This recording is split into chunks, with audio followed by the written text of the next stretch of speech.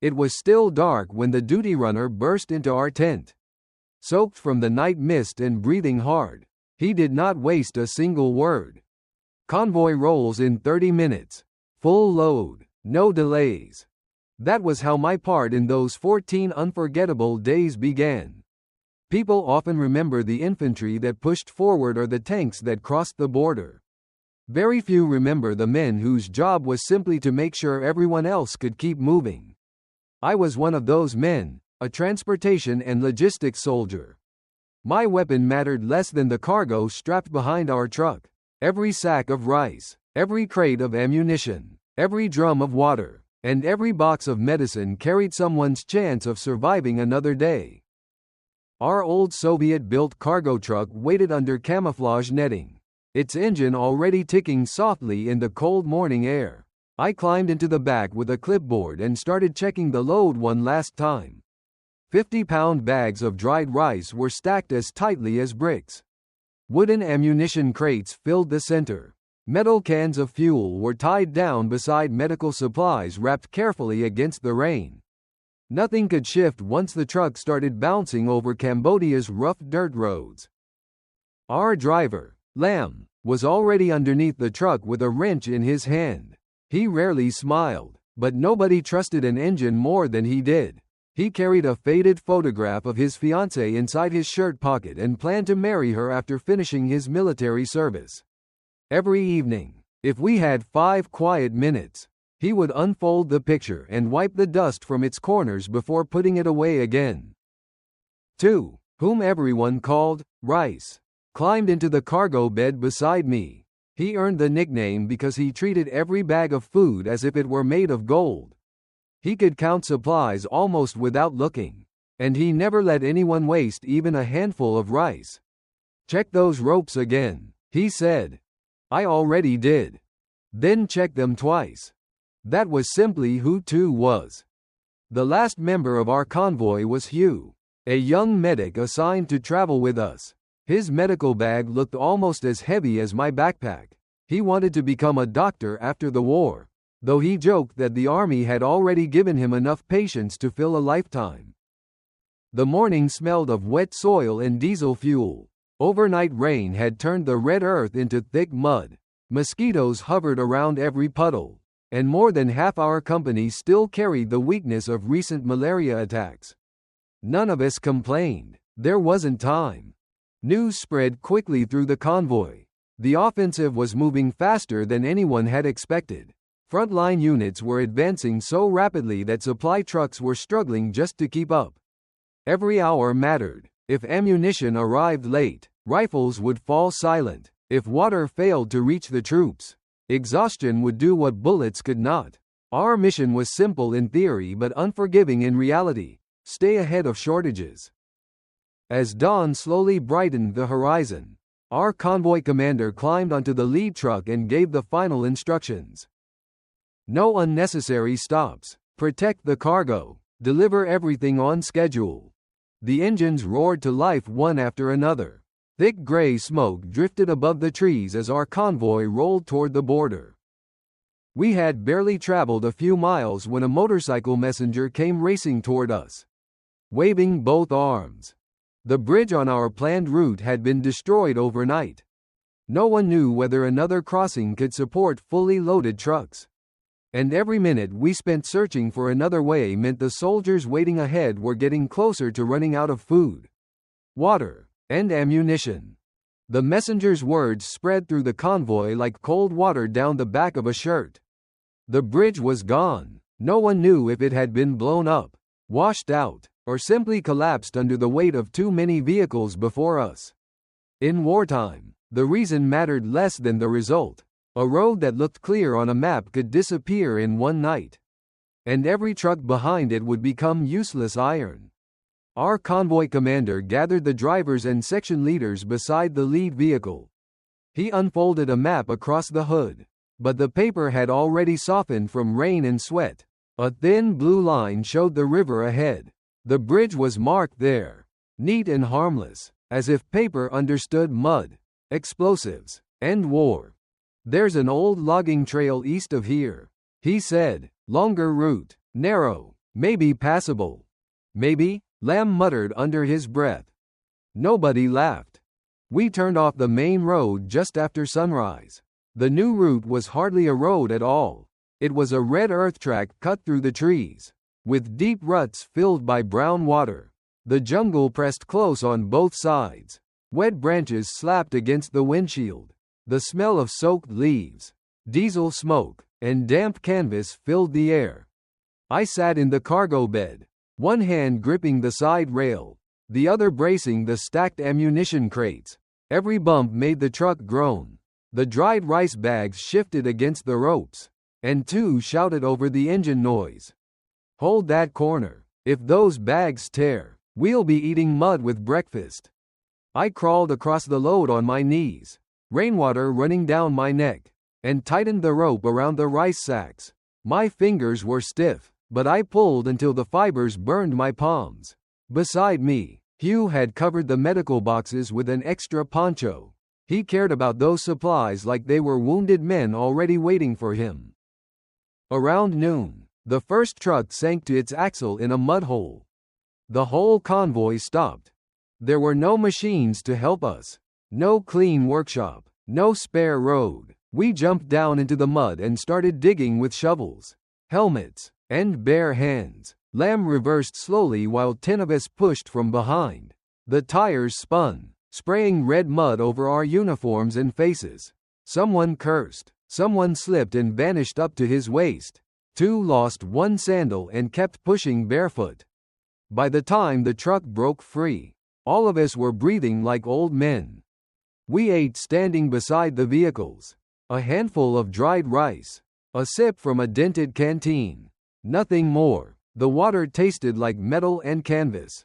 Nobody complained. Ahead of us, other men were waiting with empty stomachs and half-full magazines. That thought was enough to make us climb back onto the trucks. The logging trail grew worse in the afternoon. We had to unload several crates of ammunition by hand so the trucks could climb a slippery slope. Then we carried the crates up ourselves. 2 men to a box, boots sliding in the clay. Each crate felt heavier than the last. My backpack dug into my shoulders. My shirt stuck to my skin. Mosquitoes rose from the puddles in dark clouds. At one point, I looked at Tu. His face was pale beneath the mud. "You all right?" I asked. "Ask me after the rice gets there," he said. That was Tu. He could joke, but he never forgot why we were there. Near dusk, the rain returned. Not a soft rain, but a jungle rain that hammered the canvas roof and turned the world gray. The convoy moved slower and slower, headlights dim behind curtains of water. The red road became a river beneath our tires. Then, from the front, came the signal to halt. Lamb climbed out and lifted the hood of the lead truck. Steam rose into the rain. The engine had died. We were deep in the forest, far from the main road, with darkness coming fast and the front line still waiting for our cargo. The lead truck sat dead in the rain like a wounded animal. Its hood was open, steam rising in white sheets while the jungle around us darkened by the minute. We had no shelter except the canvas tops of the trucks, no workshop, and no spare engine waiting somewhere down the road. We had a convoy full of food, ammunition, water, medicine, and a front line that was counting on every bit of it. Lamb stood with both hands on the engine frame, rain running off his helmet. He did not curse. That worried me more than if he had. Lamb only went quiet when the problem was serious. "What is it?" I asked. "Fuel line is clogged. Maybe water got in. Maybe mud." He wiped his fingers on his pants, though they were already black with grease. "Could be worse." Tu leaned over my shoulder. "How long?" Lamb looked at him. "Longer if you keep asking." That was the closest thing to a joke we got that night. We pulled the truck a few feet off the trail so the others could squeeze by. But the path was too narrow for loaded vehicles to pass safely in the dark. If the lead truck stayed there, the whole convoy stayed there. So we unloaded just enough to make room around the engine. 2 crates of ammunition, 3 sacks of dried rice, 1 medical box, and a bundle of spare canvas. We stacked them under a poncho and weighed the corners down with rocks. Hugh checked the medical supplies first.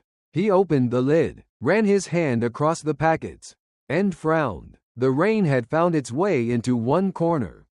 Bandages are still dry, he said, but the outer wrapping is wet. We need to move this box higher. Tu immediately grabbed it with both arms. Medicine rides like a general from now on.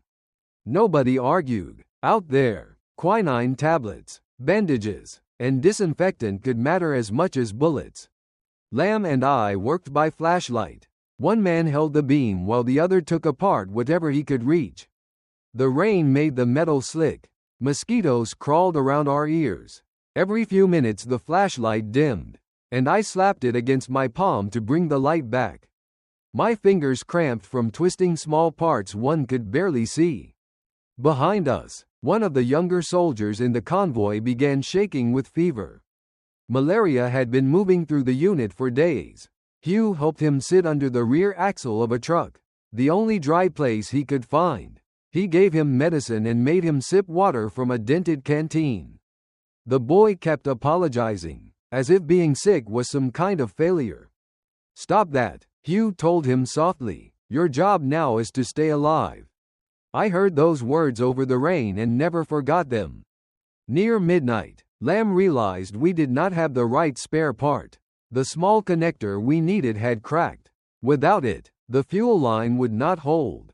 For a moment, nobody spoke. The jungle seemed to grow louder around us, the rain, the insects, the dripping leaves, the distant rumble of vehicles somewhere far ahead. Then Lamb turned toward the small trailer we had been towing with extra tools and broken equipment. "That trailer has a similar line," he said. "Not the same, but close. If we strip it," Tu said, "the trailer is useless." Lamb looked at the dark road ahead. "The trailer is not waiting for ammunition. Men are." That settled it. We cannibalized the trailer by flashlight, removing the part with a hacksaw and a wrench. It was ugly work. Nothing fit cleanly. Lamb wrapped the joint with rubber, wire, and a strip cut from an old inner tube. I held the pieces together while he tightened them. My hands were numb, but I was afraid to let go. When he finally climbed into the cab and pressed the starter, the engine coughed once, then died. He tried again. This time it caught. The sound rolled through the convoy like a promise. Men who had been half asleep under wet canvas lifted their heads. Tu slapped the side of the truck and shouted, "That old beast still wants to fight." But I did not cheer right away. I stood there in the mud, looking at the sacks of rice and ammunition crates waiting to be loaded again. That night taught me something simple. War was not only held together by rifles and commands. Sometimes it was held together by wire, rubber, tired hands, and one broken trailer sacrificed so the rest of us could keep moving. Just as we finished tying down the last crate, the radio operator came running through the rain. The unit ahead was almost out of ammunition. We had to make up the lost time before sunrise. The radio operator's message changed the whole night. Until then, we had been fighting the road, the rain, and the broken engine. Now we were fighting the clock. Somewhere ahead, men who had advanced faster than anyone expected were counting their remaining ammunition by the magazine. If we did not reach them before sunrise, their speed would mean nothing. Lamb wiped the windshield with a dirty rag and climbed back behind the wheel. His eyes were red from lack of sleep, but his hands were steady. Tu and I climbed into the cargo bed again, checking the ropes by touch because the rain had swallowed most of the light. Hugh sat near the medical boxes, one arm wrapped around them as if he could keep the jungle itself from touching them. The convoy started moving. Those next hours felt less like driving and more like chasing a storm. The repaired fuel line held, but barely. Every time the truck coughed, my heart stopped. Lamb kept the engine in a low growl, never pushing too hard, never letting it fall asleep. The headlights showed only a short tunnel of red mud, falling rain, and tree trunks. Beyond that was darkness. The strange thing about a fast offensive is that the rear never feels fast. Up front, units crossed roads, towns, and fields. Back with us, every mile had to be dragged forward by hand. A truck stuck in mud could slow a battalion. A missing crate could leave a platoon silent. A wrong turn could mean wounded men waiting for medicine that never came. By dawn, we reached the first supply point marked on the map. No one was there. Just a burned cooking pit, empty ration tins, and boot prints pressed into the wet earth. Two stared at the map in disbelief. They moved already? A liaison soldier appeared from behind a stand of trees. Soaked and exhausted, he had been waiting for any vehicle that came through. They pushed farther west. He said, "Orders changed during the night. You have to follow the old rubber road. Maybe 8, maybe 10 miles. Maybe again," Lamb muttered. The liaison handed us a scribbled note with new coordinates. The ink had run from the rain. Our convoy commander looked at it, then at the road ahead. There was no argument. We had not come this far to unload supplies onto empty ground. We moved again. The old rubber road was worse than the logging trail in some places. Tree roots crossed it like ropes. Bomb craters had filled with brown water. Twice we stopped because the road split and the map no longer matched what stood in front of us. I climbed down with two and walked ahead, feeling the ground with a stick before the trucks rolled forward. Hugh came with us once, carrying his medical bag, because he said if we fell into a hole he might as well be nearby. Around mid-morning, we finally heard gunfire far ahead, not a battle we could see. Just short bursts cracking through the heavy air. That sound made everyone move faster. We reached a dry patch near a tree line where a group of infantrymen were waiting. They looked like they had walked through 14 lifetimes, eyes sunken. Uniforms stiff with mud, lips cracked from thirst. "Ammo first," their sergeant said, "then water." Two and I jumped down and began unloading before the truck fully settled. Wooden ammunition crates came off 2 men at a time. My shoulders burned. My palms had opened where the rope had cut them the night before. And mud got into the skin. Nobody noticed. Nobody cared. A young infantryman grabbed a crate from me and nearly dropped it.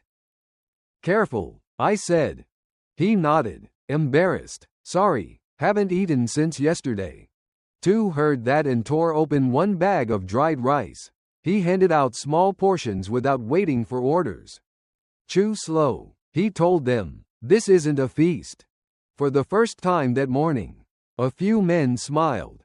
We unloaded water cans next. Hugh checked 2 sick soldiers leaning against a stump, gave them tablets, and passed bandages to their medic. He worked quickly, gently, without making a show of anything. That was his way. He never spoke about saving lives. He simply knelt down and did what needed doing. When the last crate came off, I looked at the truck bed. It was emptier than before, but not empty enough. We still had more supplies for another unit farther ahead. The sergeant pointed toward the west.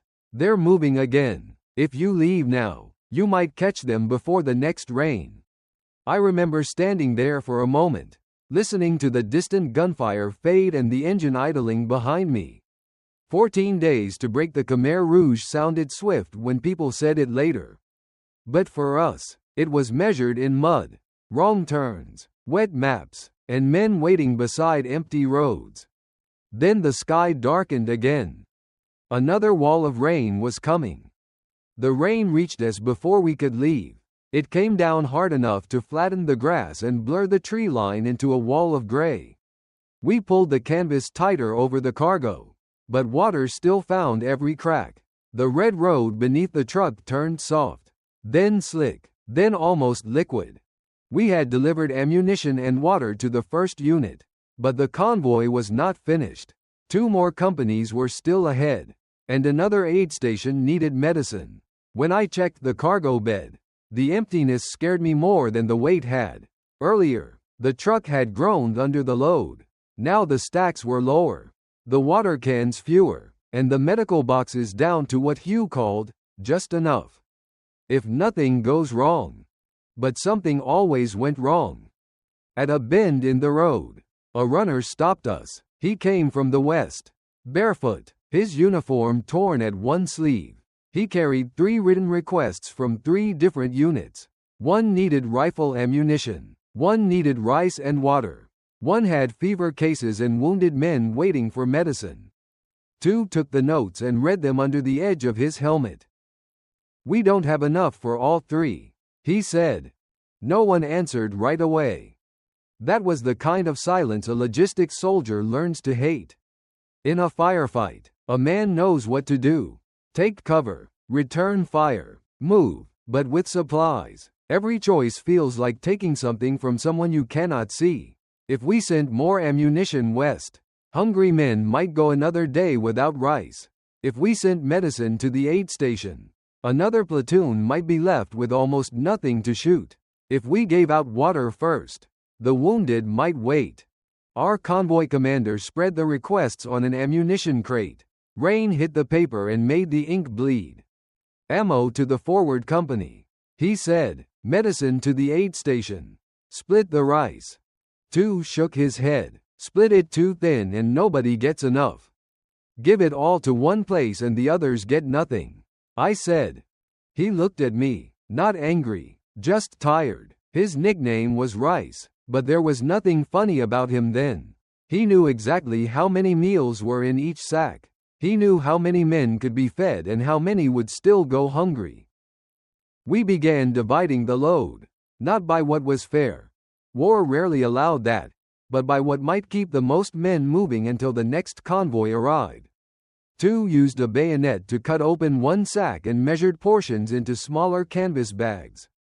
He hated doing it. A full sack felt like security. Small bags felt like apologies. Hugh sat beside the medical box, sorting tablets, bandages, and small bottles of disinfectant. He held back a few supplies for emergencies on the road. A junior officer noticed and snapped, "Those are for the aid station." Hugh looked up, calm but firm. "If someone bleeds out before we get there, the aid station won't help him." The officer stared at him, then walked away. That was the first time I saw Hugh speak like a doctor instead of a young medic. He did not raise his voice. He simply understood the cost of being wrong. By late afternoon, we sent one smaller truck ahead with ammunition, while our truck took rice, medicine, and water toward the aid station. Lamb drove slowly to save fuel. The gauge was dropping faster than we liked. Mud sucked at the tires. Once, the rear wheels slid sideways toward a ditch, and all of us jumped down to push. My boots sank so deep I nearly left one behind. 2 laughed once, a dry little sound.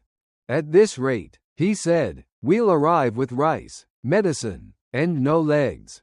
Nobody had enough strength to laugh with him. We reached the aid station near evening. It was not a building. Just ponchos stretched between trees.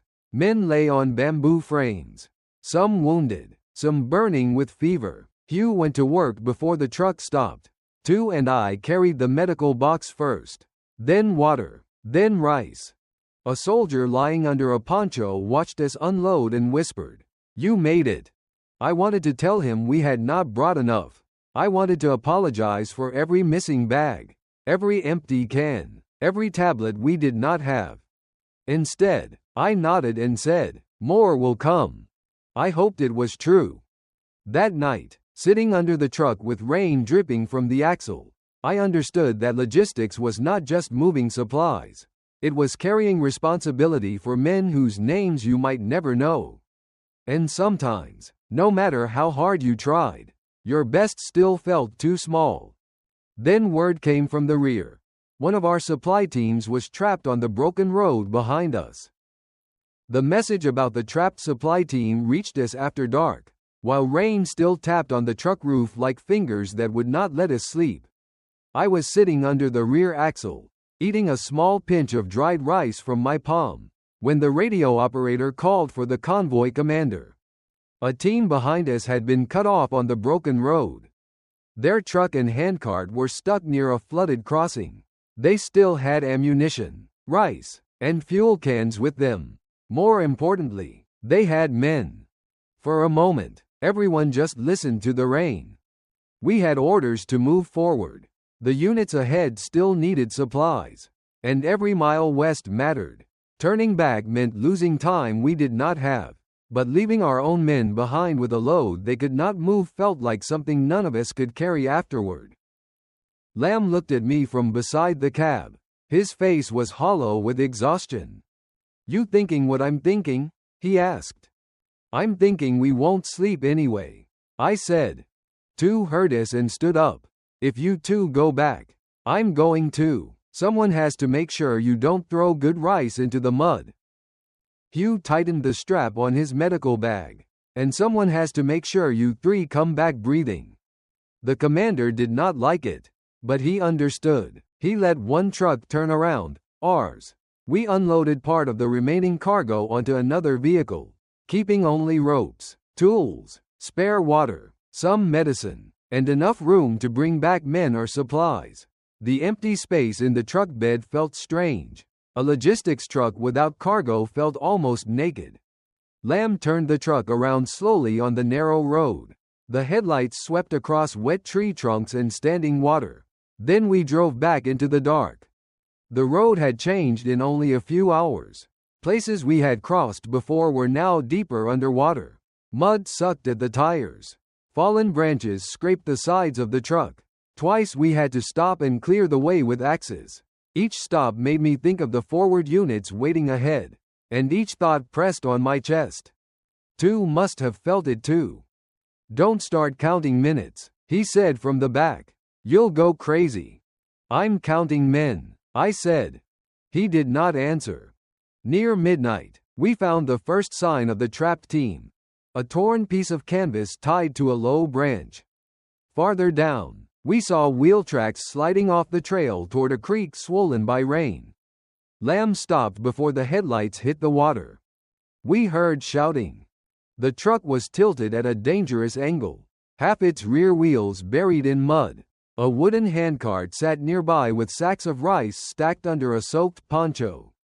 Two soldiers were trying to dig around the tires. Another lay on the ground beside the cart, his leg wrapped in a bloody cloth. Hugh reached him first. He dropped to one knee without saying anything and opened his bag. The wounded man was named Ben. I knew him only a little. He was from the Central Coast and always talked about opening a small repair shop when he got home. That night, his face was gray, but he still tried to joke. "Tell them I saved the rice," he whispered. Two crouched beside him. "Idiot, rice doesn't write letters to your mother." We worked fast. Lamb studied the stuck truck and shook his head. It could not move without daylight and more equipment. The question became what we could save before the water rose higher. We loaded the wounded first. Hugh did not ask permission. He pointed to the truck bed, and we obeyed. Then came the ammunition crates, passed hand to hand through the rain. After that, the medicine box, then fuel cans. The rice was last.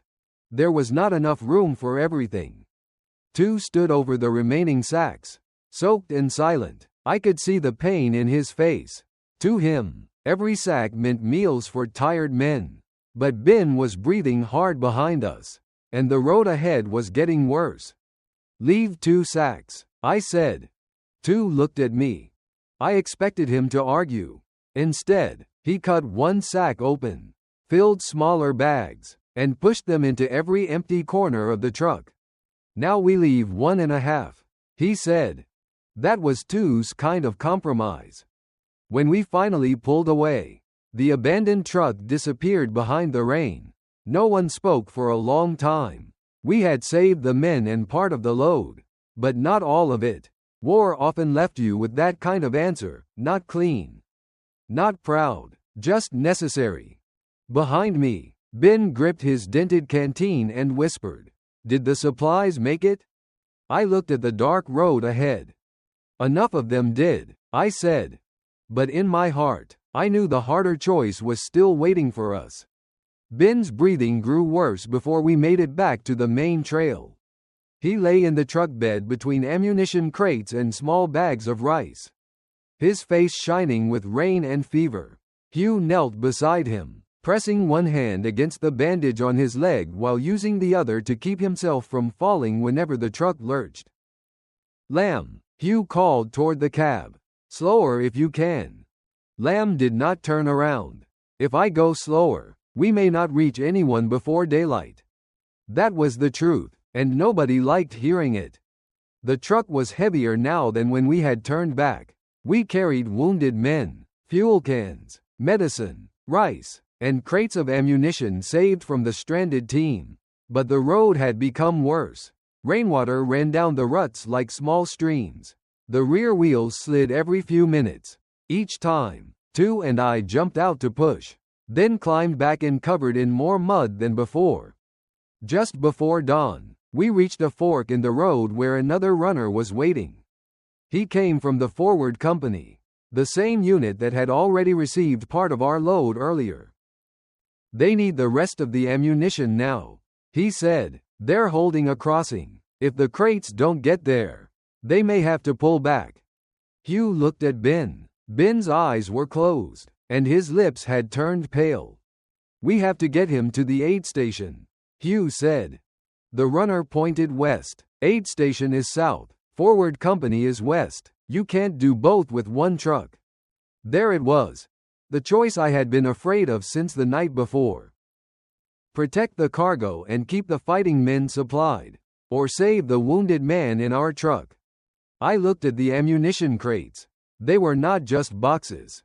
They were time. They were protection. They were the difference between a unit holding its position or being forced back. Then I looked at Ben, a man who had talked about opening a repair shop by the sea. A man who had joked about saving rice while his own blood soaked through a field bandage. Tu stood beside me, his hands on one of the crates. "Don't ask me to choose," he said quietly. "I'm not asking," I told him. "I'm deciding." But the truth was, I did not feel like a man deciding. I felt like a man being crushed between two duties, both of them right. Lamb stepped down from the cab. He looked at the truck bed, then at the two roads. "We split it," he said. "With what truck?" the runner asked. Lamb pointed to the handcart we had tied behind us after abandoning the broken vehicle. Its wheels were bent, but it still rolled. "We load the most urgent ammunition onto the cart. 4 men take it west with the runner. The truck goes south with Ben and the medicine. We leave part of the rice and non-urgent gear hidden under canvas. Come back for it if we can." The plan was ugly, risky, and imperfect. That is why it sounded like war. We worked without talking. Tu chose the ammunition crates himself, selecting what the forward company needed most. He handled each one carefully, as if apologizing to the ones left behind. I helped him lash them to the handcart with wet rope. The runner found 2 soldiers from the stranded team willing to help pull it west. Hugh did not move from Ben's side. When it came time to unload some rice and spare gear, Tu stopped for 1 second. I saw his jaw tighten. "Leave the torn sacks," he said. "Keep the dry ones moving." That was all the grief he allowed himself. We hid what we could under ponchos and branches.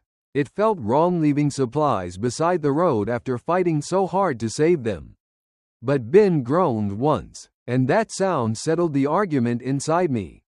Before the handcart team left, I grabbed one crate and helped push it over the first stretch of mud. My boots slid, my shoulders burned, and the rope cut into my palm again. The runner nodded at me, then disappeared west with the cart and the men pulling behind him like animals under harness. Our truck turned south. For several minutes, nobody spoke. I sat beside Ben and watched Hugh work. I kept seeing the supplies we had left under the trees. I wondered whether the ammunition would arrive. I wondered whether the rice would rot. I wondered whether a commander somewhere would curse the nameless logistics men who had failed to deliver everything. Then Ben opened his eyes. "Did you save the cargo?" he whispered. I looked at him for a long moment. We saved what mattered most at that moment. I said. Even today, I am not sure that answer was enough.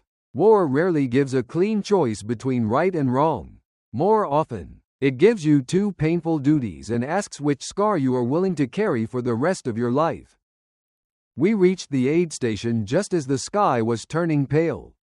It was nothing more than wet ponchos tied between trees, with bamboo poles laid across crates for beds. Hugh jumped down before the truck fully stopped and shouted for a stretcher. Two medics came running through the mud. Ben tried to lift his head. "Don't move," Hugh told him. "Did we make it?" Hugh looked at me for half a second, then back at Ben. "Yes, now be quiet and let somebody smarter than you work." That made Ben smile, just a little. We helped carry him under the poncho. His hand gripped my sleeve until they laid him down. I remember the strength of that grip. Weak men do not always feel weak when they are afraid to let go. There was no time to stay. The handcart team had gone west with the most urgent ammunition. But our truck still carried water, medicine, and what Rice too had managed to save from the stranded team. The 14th day of the offensive had begun. Though none of us knew it clearly then, we only knew the front kept moving and that our work was not finished. Lamb checked the fuel gauge and tapped it twice, as if the needle might rise out of pity. "Not much left," he said. "How far?" I asked. "Far enough to worry." Two climbed into the cargo bed and counted the remaining sacks. He did not use a pencil anymore. The paper was too wet. He counted with his fingers, lips moving silently. "We can make one more delivery," he said. "After that, we'll be carrying air." One more delivery. That became our entire world. We left the aid station and turned west, following tracks left by armored vehicles and infantry columns. The road was wider now but broken in a different way. Heavy machines had chewed it into deep scars. The red earth clung to the tires and flew against the truck bed. Every few miles we passed men moving forward on foot, their AK rifles slung low, their faces empty from lack of sleep. Some looked at our truck not with excitement, but with relief. A supply truck meant they had not been forgotten. Near noon, we caught up with the handcart team. They had made it. The ammunition crates were stacked beside a low ditch where a company command post had been set up. The men who had pulled the cart lay on the ground, too tired to speak. One of them had rope burns across both shoulders.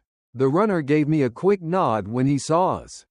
"They got the crates in time," he said. No one cheered. That was not our way. We simply stood there in the mud, breathing hard, understanding what those few words meant. Then the company sergeant came over. "Water?" he asked. Two pointed to the truck. "Some." "Rice?" "Less than you want. More than nothing." The sergeant nodded. "That will do." We unloaded slowly because our bodies had begun to fail before our duties did. My arms shook under each water can. Two nearly dropped a bag of rice and cursed himself harder than anyone else would have. Lamb sat on the running board for a moment, his head bowed, one hand still resting on the truck as if he were apologizing to it for asking too much. Hugh gave out the last of the fever medicine to two soldiers curled under a tarp. He kept one small packet in his shirt pocket. "For the road?" I asked. "For whoever needs it before the road ends," he said. By late afternoon, word began to move through the units. Pon Pot's command system was collapsing. Khmer Rouge positions that had seemed fixed were breaking apart. Some groups fled into the forest. Others abandoned equipment. The offensive had moved so fast that the enemy could no longer hold it together. Men repeated the news in low voices, almost cautiously, as if saying it too loudly might make it untrue. I wanted to feel victory then. I truly did, but all I could feel was the weight leaving the truck bed and settling somewhere inside my chest. 14 days sounded short when spoken later. On that road, it felt like a lifetime measured in muddy tires, empty canteens, torn rice sacks, and men waiting for supplies at the edge of exhaustion. When the last water can was handed down, the truck bed was nearly empty. Two sat on the tailgate and looked at it. There, he said softly, we delivered what we could. Ahead of us, the road continued west, but for the first time, no one shouted for us to hurry. That silence felt heavier than any cargo we had carried. After those 14 days, the road did not suddenly become peaceful. That is something people often misunderstand. They hear that the Khmer Rouge collapsed quickly, and they imagine silence arriving like a curtain falling after a play. It was not like that. The engines still coughed, men still bled, fever still burned through bodies. The mud still held our boots like it wanted to keep us there. But the urgency changed. For the first time in days, nobody shouted for us to move faster.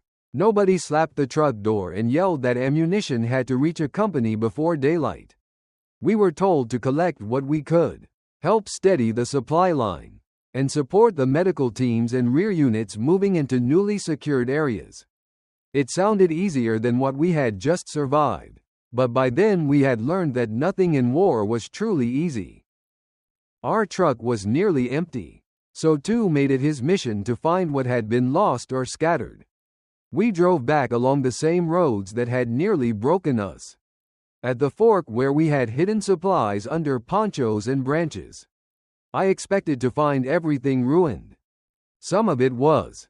One rice sack had split open, and the rain had turned the grains into a sour paste mixed with red mud. Tu stood over it, silent. Then he knelt down and gathered the dry portions from the center as carefully as if he were saving coins from a fire. Still usable, he said. I knew better than to argue. Nearby, we found the spare canvas, 2 water cans, and a small tool roll. Lam picked up the tools, wiped them with a rag, and placed them behind the seat. He moved slowly now. His hands shook when he thought no one was watching. During the push west, he had driven almost without rest, and the truck had become part of him, its coughs, its rattles, its stubborn engine. Now that the pressure had eased, exhaustion finally found him. You should sleep, I told him. He leaned against the door and closed his eyes for maybe 3 seconds. There, he said, done. That was Lam. We returned to the aid station next. Ben was alive, his leg was wrapped cleanly, and he was pale but awake. When he saw us, he tried to raise his dented canteen like a toast. Told you I saved the rice, he said. Tu pointed at him. You saved nothing. You lay there like a sack of wet cassava. Ben laughed, then winced in pain. Hugh scolded both of them, but I saw the relief in his face. He had carried that worry quietly since the night we pulled Ben from the flooded crossing. The aid station needed help, so we stayed. We carried water to the wounded. We lifted men from muddy stretchers onto bamboo frames. We gave out the last tablets from Hugh's bag and boiled water in blackened cans. Some soldiers were wounded by bullets or shrapnel. Others had malaria, infected feet, or eyes that stared too long at nothing. Later that afternoon, our unit also began handing out rice and clean water to civilians who came out from the tree line. They moved carefully, as if unsure whether the world had changed. Some were old people, some were children with swollen bellies and silent faces. I remember one little boy staring at the truck, not at us, but at the sacks in the back. Tu saw him and looked away for a moment before cutting open one of the smaller bags. He gave the boy a handful of dried rice. Slow, he said in Vietnamese, though the child probably did not understand. Eat slow. That was when victory stopped feeling like a word from a report. It became something heavier. We had helped break the force of Pol Pot, but the people left behind were broken in quieter ways. They did not cheer. They did not ask who won. They just reached for water. That night, I sat beside the truck with my boots off, letting the mud dry on my feet. No one talked much. The insects were loud. The air smelled of wet earth, smoke, medicine, and old blood. I realized then that a fast campaign could end in 14 days. But the things it left inside a man did not move fast at all. They stayed, they settled, they waited for quiet years to return. Before we left that area, I found a dented canteen half buried near the place where Ben had first been treated. I picked it up, wiped off the mud, and recognized the scratch marks on its side. It was mine, or maybe it had become ours. I still have that canteen. It sits on a small shelf in my house, beside a few old photographs that have gone yellow around the edges. To anyone else, it is just a battered piece of metal. The paint has almost disappeared. One side is crushed inward. The cap no longer tightens properly. There are scratches across the bottom where it dragged against the truck bed during those 14 days on the red roads of Cambodia. But to me, that canteen is heavier than any ammunition crate I ever lifted. Sometimes my grandchildren ask why I keep it. I tell them it is because an old man is allowed to keep old things. That answer makes them laugh, and it saves me from explaining too much. How'd I explain the smell of wet earth after a jungle rain? How'd I explain diesel smoke hanging under trees at dawn? Or the sound of rice sacks thumping onto muddy ground while hungry soldiers waited without complaint? People remember the campaign as fast. 14 days, a lightning offensive, the collapse of the Khmer Rouge. History books like numbers because numbers stand still. But memory does not stand still. Memory moves like rainwater through ruts in a road. It finds low places. It gathers where you least expect it. When I hold that canteen, I do not first remember victory. I remember Lamb bent over a broken engine with rain running down his face. I remember him driving with both hands locked around the steering wheel, talking to the truck like it was a stubborn buffalo. He did marry the girl in the photograph after the war, though he never fully left those roads behind. Years later, when we met, he still listened to engines the way a doctor listens to a heartbeat. I remembered too, Rice, counting sacks with muddy fingers and a serious face. He could joke in the worst moments, but he treated every handful of food like a promise. After the war, he opened a small grain shop in his hometown. He once told me he never let customers waste rice in front of him. They thought he was strict. I knew he was remembering the men who had waited in the rain with empty stomachs. I remember Hugh most quietly. He became a doctor, just as he dreamed. The last time I saw him, his hair had turned gray, but his hands were still gentle. He told me he had treated many patients since the war, yet sometimes, when rain hit the roof at night, he still heard Ben asking whether the cargo had been saved. Ben survived. He did not open a repair shop by the sea exactly as he once planned. But he did repair bicycles, pumps, and farm tools in a small market. Whenever we visited, he would point to his bad leg and say, "This one rode with the rice." Then he would laugh before the rest of us could grow too quiet. That is what stayed with me. Not glory, not anger, not speeches. What stayed was the way men carried each other when there was no perfect choice. We carried ammunition because someone ahead needed to hold a line. We carried rice because hunger makes a soldier weaker than fear. We carried water, medicine, fuel, tools, torn canvas, and sometimes wounded men who weighed more than all the cargo in the world. I have heard people say the Vietnamese army moved so fast that Pol Pot's forces could not stand. That is true in one way. But speed was not just tanks and infantry. Speed was also old trucks crawling through mud at night. It was hands pushing wheels out of red clay. It was a medic saving one packet of medicine for whoever might need it before the road ended. It was a driver sacrificing a trailer so a fuel line could hold until morning. I was only a logistics soldier. My job was to arrive on time. Yet after all these years, I understand that arriving on time can decide whether others live long enough to see the next sunrise. The canteen on my shelf is dented from that journey. I never repaired it. I never wanted to. Its damage tells the truth better than a polished metal could. Whenever I touch it, I feel again the mud under my boots, the rope cutting into my palms, the rain on my neck, and the quiet voices of my comrades beside the truck. 14 days helped bring down the Khmer Rouge.